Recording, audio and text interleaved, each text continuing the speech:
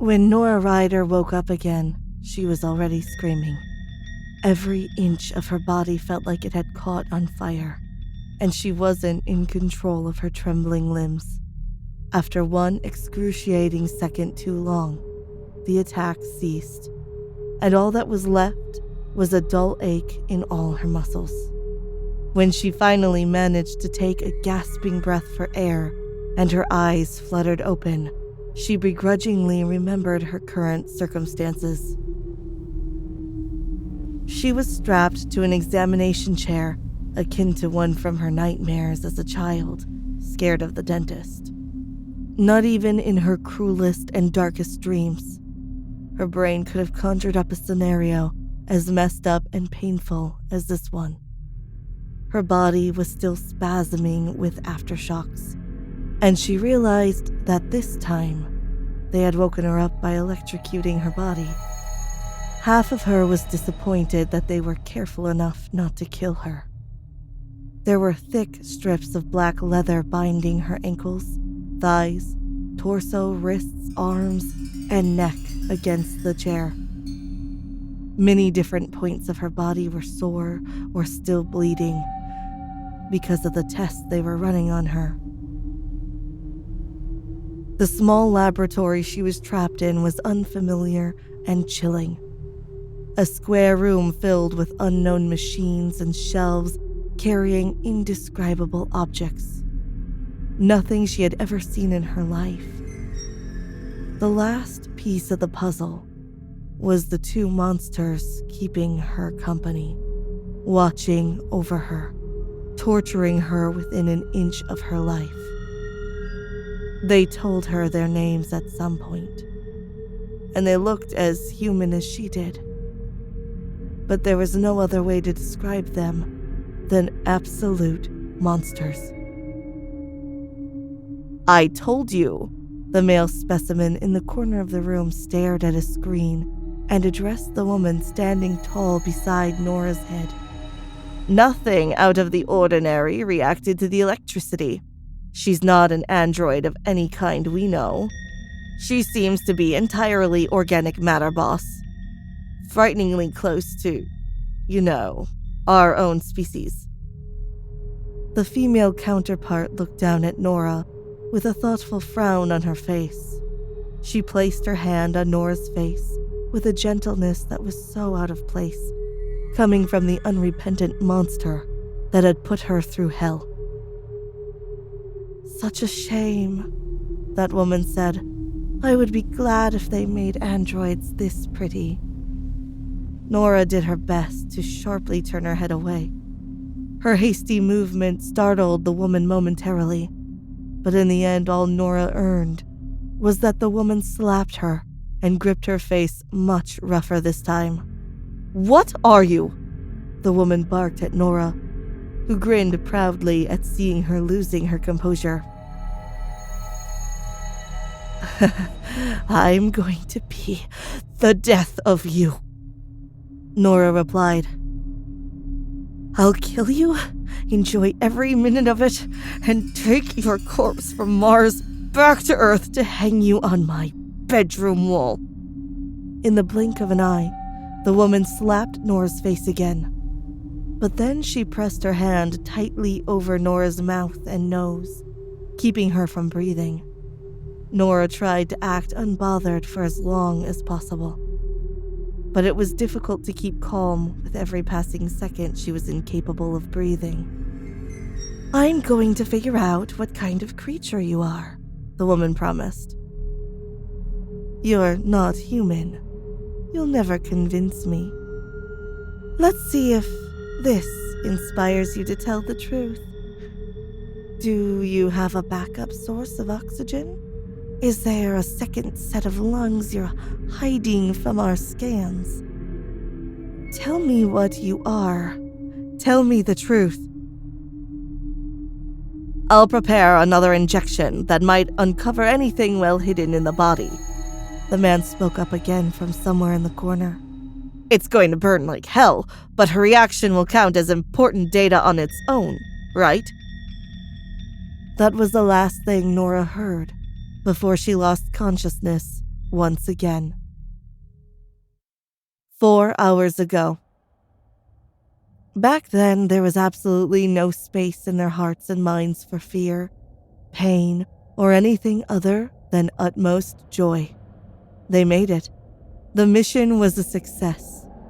Nora Ryder and Nicholas Torres were the first astronauts to walk on Mars. They put the utmost care and precision into their safe landing on the surface of the planet. And then they started to let loose. They cheered and celebrated loudly among them and did their best to communicate with the base on Earth.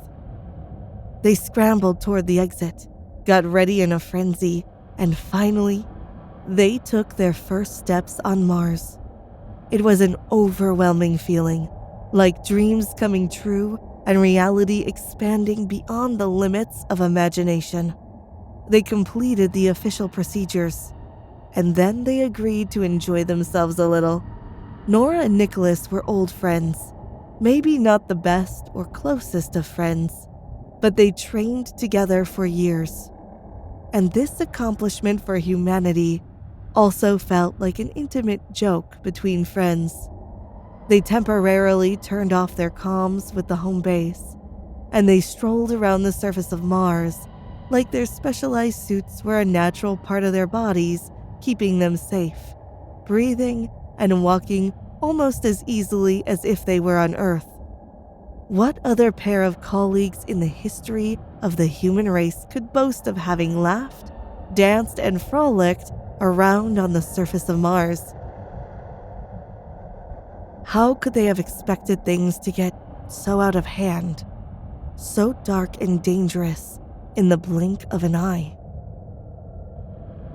It started with an awful sound. The kind that's so loud and irritating that it ignites a full body reaction, a spark of anxiety, a grimace from head to toe as you try to squirm away from the pain. But it's impossible.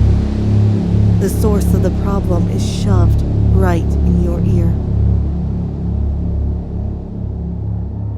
It was the most jarring sound they had ever heard. It was an aggressive, shrill, endless sound, similar to the static on a broken television, but heightened by 1,000. As they were connected to every electronic device on their home planet, and each and every one of them malfunctioned at once. Both astronauts fell to their knees on the dusty red surface of Mars and started screaming, begging the unbearable sound to cease. Their yells only made things worse for both of them, who could hear each other on top of the grating noise, as if it came directly from their heads. For a brief moment, Nora entertained the thought of giving in, pulling off her helmet, succumbing to the pain, and letting herself die before the noise could split her skull in half. She didn't know that it was barely the beginning of a long chain of painful experiences that would test her resistance beyond imagination. Blindly, she fumbled with the controls embedded in her suit, and she successfully disconnected the communication channel between their suit and the ship. They would have to get back inside the ship to be able to turn it back on, and that's assuming nothing horrible will have happened to them beforehand. What the hell was that? Was the first thing that Nicholas said to Nora, and she thought that despite everything, it was a relief to hear his voice, regardless of how utterly distressed he sounded. I have no idea, she replied breathlessly. It has to be some kind of interference? An unaccounted signal reacting against ours. Her partner laughed bitterly and asked her,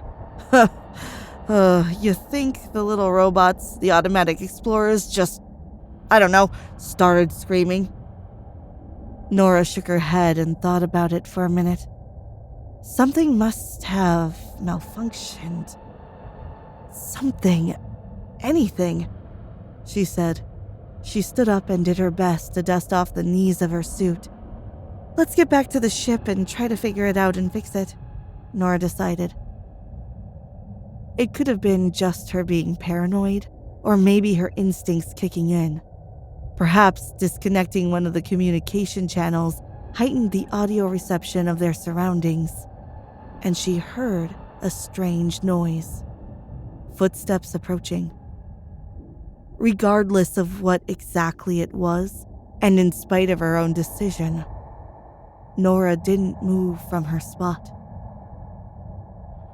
Nicholas started walking away, and only stopped after a few feet.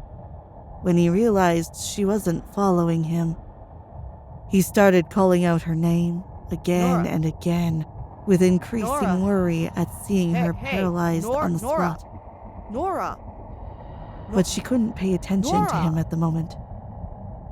She was incapable of focusing on anything but that feeling of being observed, that faint, distant sound that was so unexpected, so impossible, so vague that it felt almost like a dream.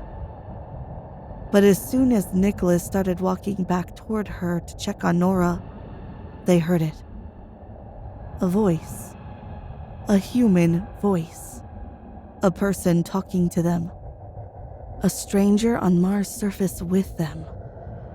It was unbelievable, but the voice left little room for questioning its existence. Hands up! Don't move!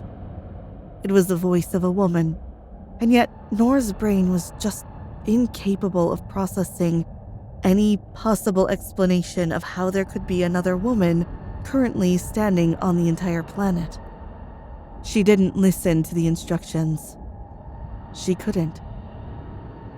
Slowly but surely, she started turning around. I said, do not move. Hands up now. Now! The other woman continued to yell. Underneath the yells and the frightened beat of Nora's heart, she could hear her dear friend mumbling again and again. Nora, what's going on?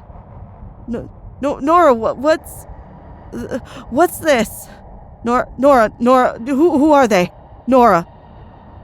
But Nora had no answers.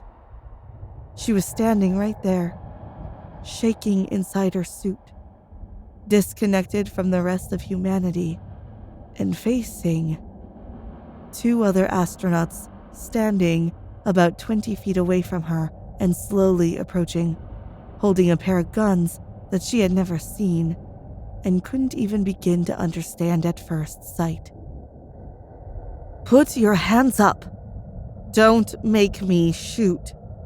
The woman continued to threaten Nora and Nicholas, walking slowly and firmly, pointing her gun at Nora's head. Did you infiltrate our ship? How did you get here? Who are you? Nora opened her mouth to reply, but the words just wouldn't come to her. There was a ringing in her ears and a dull pain in her chest. This was impossible. The entire planet gathered in front of their screens to follow the launch of their spaceship. Her mission was an international effort, a worldwide phenomenon, the first of its kind throughout history. It was 100% impossible for another ship to have left Earth and arrive on Mars unnoticed. No, Nora said quietly and shook her head. Distantly, she heard Nicholas protesting her way to handle the situation. But what else could she do? Nora raised her voice and asked firmly, as confident as if she were also holding a gun. No. Tell me, who the fuck are you? How did you get here? Nora was surprised to see the strange woman start to smile coldly, as if she had already made up her mind about her next move. As if she knew exactly how this would end. The woman started speaking with a clear and authoritative voice. She said, "You can address me as Hadley. My partner is Vincent, and you have 10 seconds to tell me your species, your planet of origin, and your allegiance to humanity." Nora found herself shaking, tightening her hands into fists, beyond upset at this ridiculous impossibility, this incomprehensible threat, this absolutely insulting, twisted game of fate. "Nora Ryder and Nicholas Torres. United States of America, NASA." Nora replied loudly, nearly yelling, and taking big steps forward as she continued to talk. "We are the first and only mission that humanity has sent to Mars, and you—" "And I," the woman interrupted her. "I simply don't believe you." That was the first time Nora was shot by the two strangers. 5 hours later. The first thing Nora heard as she started to wake up again was the woman Hadley saying, "Well, did you enjoy your nap?" But Nora didn't want to give her the pleasure of an answer. Quickly, she went over the facts once again as a strategy to keep her sanity for as long as possible. Her name was Nora Ryder. Her partner was Nicholas Torres. They led the first mission from Earth to Mars, and when they arrived, they found out that 2 other people were already there. Strange people with different suits and unknown weapons that captured, separated, and tortured them as they looked for answers to questions that Nora didn't even understand. "I know you're awake, Nora Ryder," said the monster that called herself Hadley. "Answer me when I speak to you, or do you want to go back to the electric shocks?" Of course, because Hadley was a heartless creature that only physically resembled human beings, she didn't wait for an answer from Nora, and she pushed one of the buttons that made Nora's body the target of a powerful electric shock. A terrible thing that made all the nerves in her body scream in agony for a second that felt absolutely endless. "Fuck you!" Nora snapped as soon as she was able to speak up again. Tied up to the chair, still covered by blood, sweat, scars, open wounds, and tubes that connected her to machines she had never seen before. "I'm trying to have a conversation," the other woman that spawned from hell said. She walked closer to Nora, who only then realized they were alone. The devil's partner, supposedly a man named Vincent, was nowhere to be seen. Hadley looked down at Nora and said, "I'm not asking difficult questions, Nora Ryder. You don't want to tell me your plans or who sent you? Fine, we'll get to it later. There's always time for some dismemberment. But I'd like to at least know where you come from. Give me the name of your planet and species, and I might let you live. I'll go easy on you, I swear. This brings me no pleasure whatsoever." Nora was exhausted. This experience drained her physically, obviously, but she was also demanding a lot from her brain, trying to make sense of everything. There was no way someone could go this far for an elaborate joke. No, these strangers talked about different planets and species as if it were a completely normal subject. Even worse, they were convinced that Nora and Nicholas weren't humans.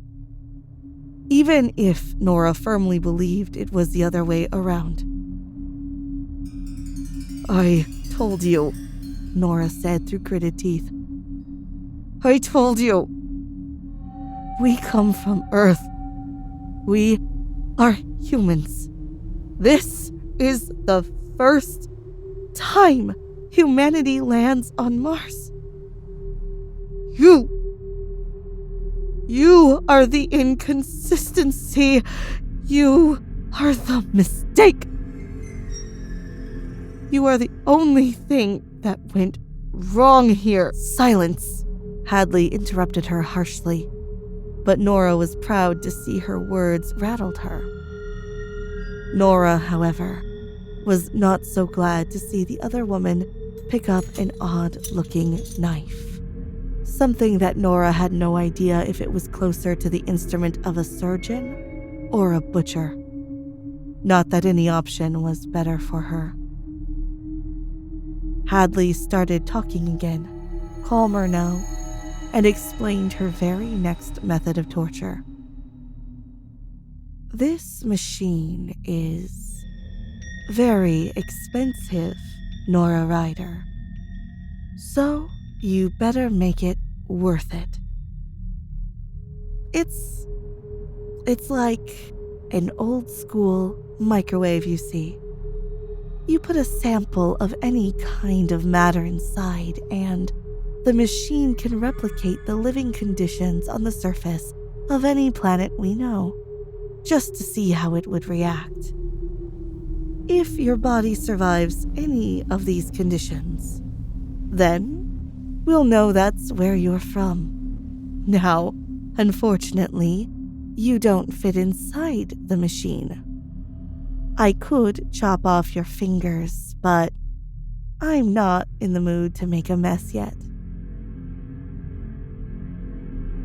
Now stay very still and quiet, and let me work. Nora didn't want to stay still and quiet, and she simply couldn't.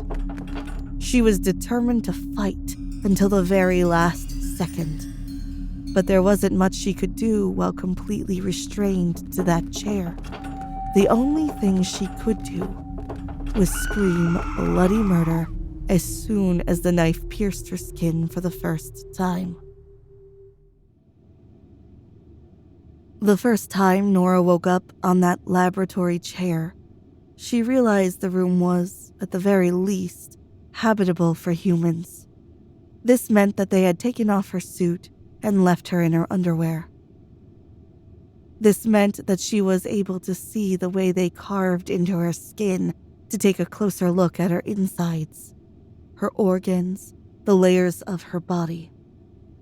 There wasn't an ounce of anesthesia, but there was an unforgiving tool that they used afterward to seal the open wounds so she wouldn't bleed out before they solved the mystery. That method was the source of the excruciating pain that made her pass out again, and it looked like she was about to be put through something similar. Hadley pressed her knife to the side of Nora's stomach and dug in. She cut as if she were dealing with a tempting meal, slowly and deep, savoring every drop of blood and the way a slice of pale skin fell flat on her knife. The disturbed creature had the nerve to smile as she transferred that piece of Nora into the ominous little machine she had mentioned. Nora took deep breaths. She tried to ignore the pain on her side and the tears in the corners of her eyes, and she observed what Hadley was doing. The woman pressed a series of buttons on the machine, and then the two of them watched as the light came on. The inside of the machine filled with a cloud of light smoke. A quiet rumble sounded around the room. And then that slice of Nora's skin caught fire. Fascinating, Hadley said at the same time that Nora gasped. Then raised her knife again, and with a wicked smile she added, "Well, I guess you're not from Levitt. Shall we try with Oh, let's say the entire galaxy. Nora tried. She really tried her hardest to keep her composure, to stay strong, and to put up a fight. But she just couldn't have been any more helpless, desperate, and in pain. The next hour was spent in nothing but torture. She had to lay there and watch as that monster carved dozens of pieces out of her body. There were bleeding wounds in her stomach, her arms, and even one on the side of her face. Every little bloody sample was deposited in that strange machine that imitated extraordinary atmospheres. And then the two of them watched as those pieces of Nora caught fire, melted, boiled over, disintegrated, and on one occasion, exploded. At first, while Nora sobbed and screamed, Hadley appeared to be delighted. That heartless woman was overconfident, vicious, and determined to prove that Nora was lying. However, because all her little experiments and torture mechanisms were failing, her enthusiasm started to shrivel and die. Eventually, she was so frustrated that after stabbing Nora one last time, she simply threw her knife at the wall and exclaimed, "This is useless. You don't really belong to any other species we know." "I told you," Nora said, putting as much venom as she could into her frail and exhausted voice.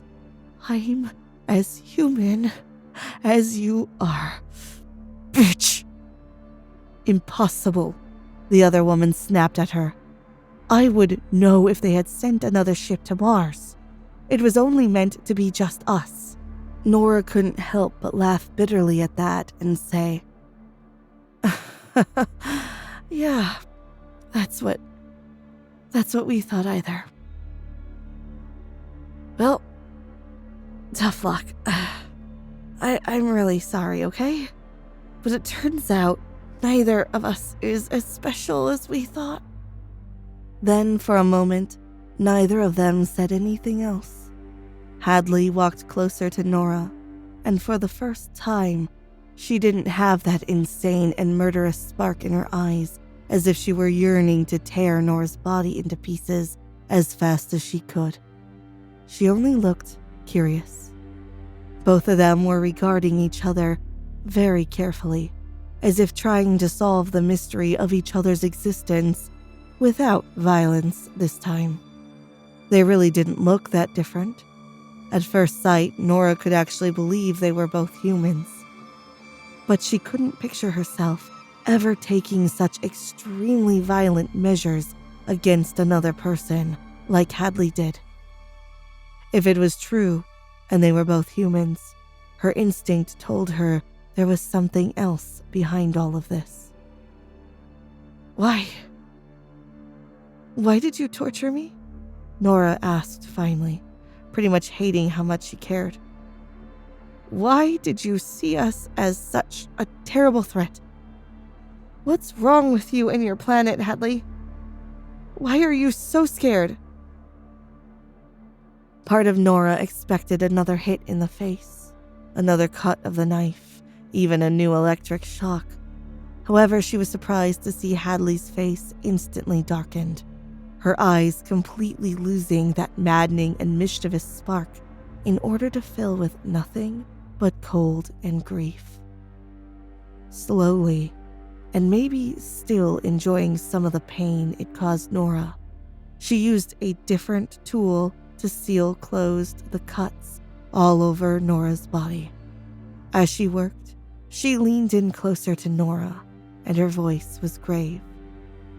So heartbroken that Nora had no doubt Hadley was telling the truth. She had seen horrors even worse than what she had inflicted upon Nora. And she was fucking terrified. "Because we are at war," Hadley confessed, her voice shaking. The room felt colder, and the entire universe just felt suffocating. This wasn't an exploratory mission like yours, Nora Ryder. The planet Earth I know is being attacked, and we are looking for somewhere to escape. Humanity is getting exterminated. Those devils hunting us can shapeshift, and I was convinced you were one of them. Much to Nora's utter surprise, as soon as her wounds were closed, Hadley started to undo some of the leather straps, holding her to the strange chair. The cuts were all ugly scars now, and they burned like hell, but at least the bleeding stopped. She sighed, relieved, and asked, What finally convinced you that I'm human like you? Hadley thought about it for a second, and she even smiled when she replied. You showed empathy. It's a telltale sign. They could look and act like you for so long, but they've never successfully imitated human empathy. She paused, and Nora took a moment to relish in the newfound freedom that allowed her to move her head. She couldn't ignore the boiling hatred in her heart. Just like Hadley still looked at her with distrust in her green eyes. But at least it seemed like they had found some sort of common ground, a moment of peace. They were more relaxed than they had been since they crossed each other's paths for the first time, so Nora listened intently to Hadley's next words. Nora Ryder, if both of us are telling the truth, if we are both humans and we come from planet Earth, and there was no way other people could have arrived at the same time as us, Do you understand what this means? Do you understand that this means there's a severe incongruence with time and space? I'm thinking about time traveling, but I could entertain an alternate dimension theory. The point is, if we can figure out how and why it is possible that we coincided here, and if your own planet could help us with the war. Right then, the two women were interrupted. The door to that strange little lab was thrown open, and both of them were deeply startled by a lifeless body getting thrown over and dropping to the floor. Hadley's mission partner walked in then, looking disheveled and angry. Mystery solved, he said. The man was an imposter, but he's been effectively neutralized. The man called Vincent wasn't even done speaking when Hadley quickly grabbed a brand new knife and pressed it tightly against Nora's throat. It was a testament to how much Hadley had started to believe Nora that she didn't immediately kill her. She hesitated just a second enough for Nora to desperately exclaim, Wait! Don't! That's not Nicholas's body. I've never seen that man before. Hadley and Vincent, that murderous duo, frowned at her, and the man even laughed. What do you mean? He asked Nora. This is literally the man that we captured along with you. There's nobody else on the entire planet. Hadley, she's one of them too. She's a monster. You have to kill her. They were both staring at Nora with vicious, angry, and inevitably scared eyes. She couldn't bear it. The knife in the other woman's hand was pressing dangerously against her throat. When she spoke, her voice was shaking badly. but she hoped that the conviction in her words was still noticeable. Nora closed her eyes tightly and launched herself into a rant that she hoped could save her life. She said, That's not Nicholas.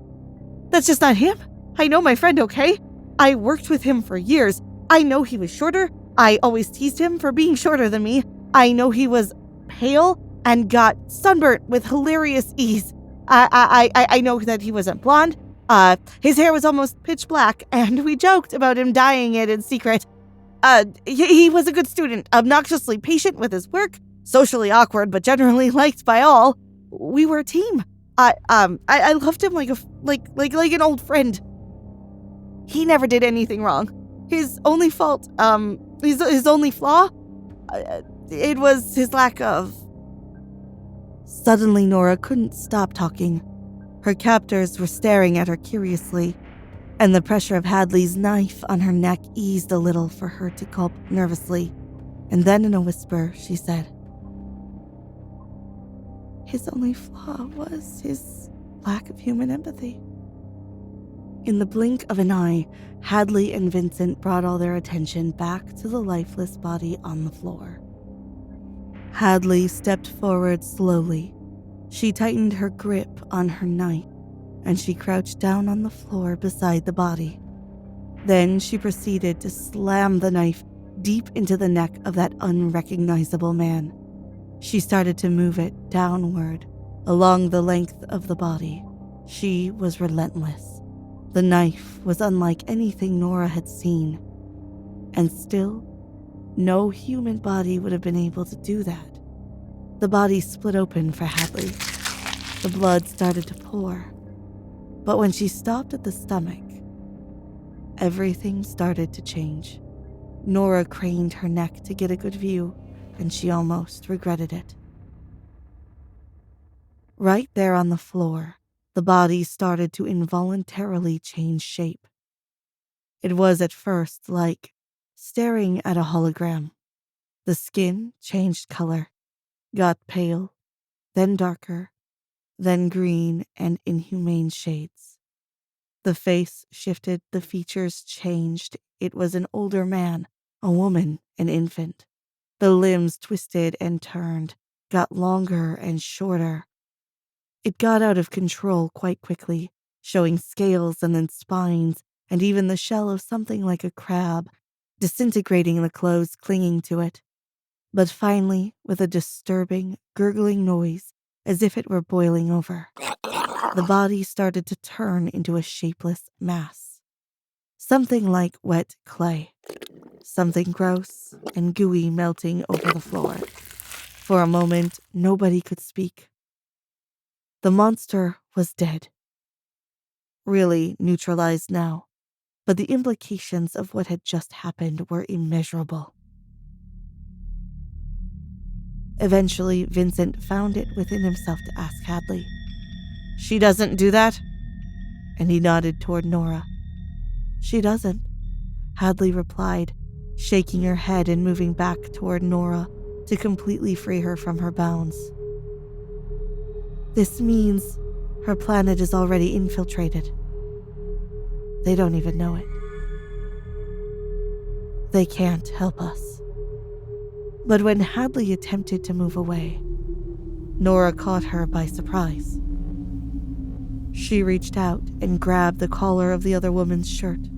She sat up and watched her eye to eye. Her entire body was sore. She was tortured for hours. Her longtime friend turned out to be an evil shape-shifting creature from outer space, and she was not going to let these two psychopaths get away so easily. "Listen to me," Nora said.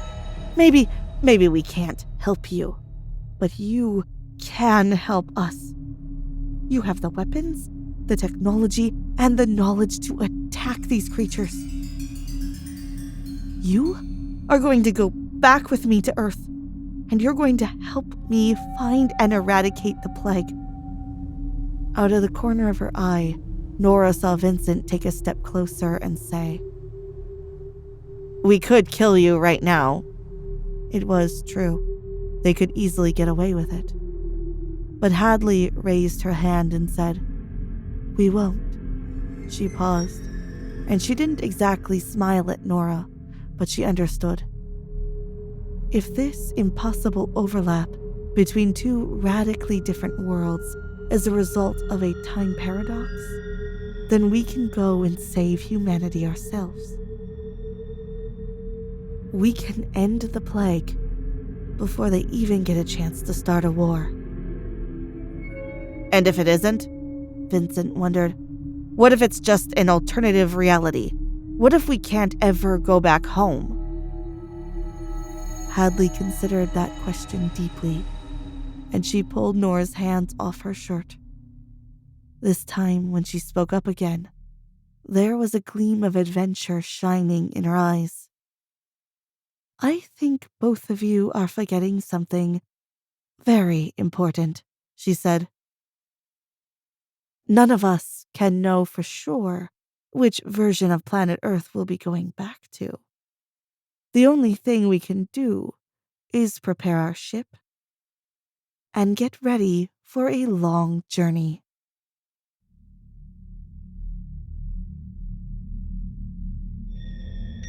Hey sci-fi horror fans, it's Teresa. Thanks for listening. If you enjoyed this story, make sure to give it a thumbs up and leave a comment. And remember, stay cosmic.